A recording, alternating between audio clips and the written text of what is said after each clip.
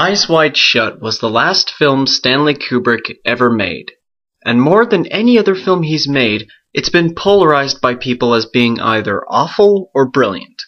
Even the people who knew Stanley Kubrick don't agree on how he felt about his own movie. Some say he thought he'd failed. Others claim he thought he'd made his best movie yet. I don't know if it's the single best movie he ever made, but I do place it in the top 3 Kubrick films that I've ever seen.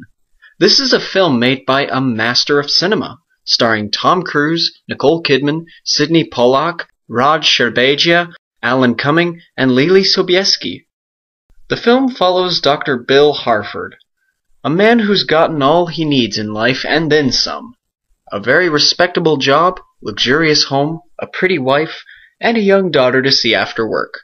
But his marriage is at a standstill. They're just going through the motions with each other, and Bill completely takes their life together for granted.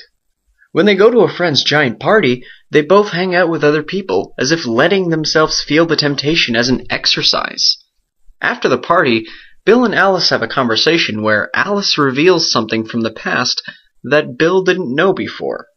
Stunned at this revelation, Bill goes to meet his friend, who then tells him about a strange gathering he's hired to play music for.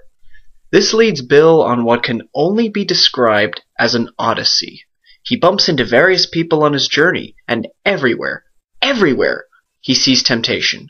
Meanwhile, he fumes in rage over what could have been, and this motivates him onward into the night. The thing about most of the interactions in the movie is how they just suck you into the atmosphere with the way they speak and what they're saying. It's almost as if you yourself are being seduced by the film and pulled into a lull as you watch.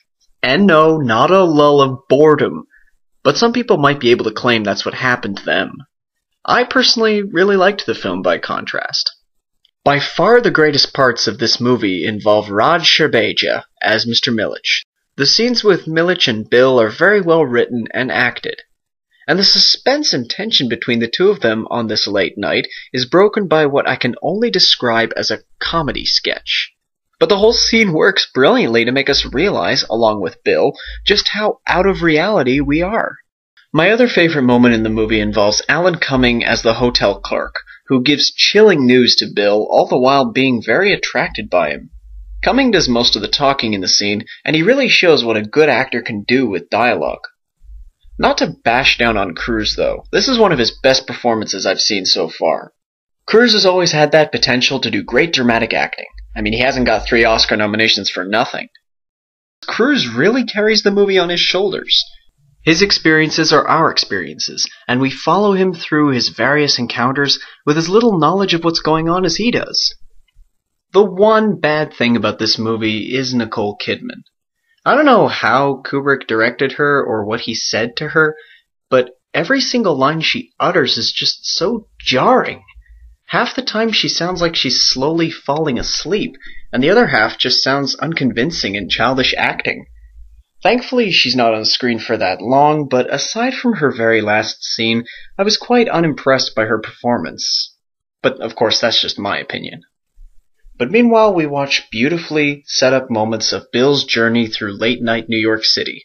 The cinematography, soundtrack, and pacing are all classic Kubrick.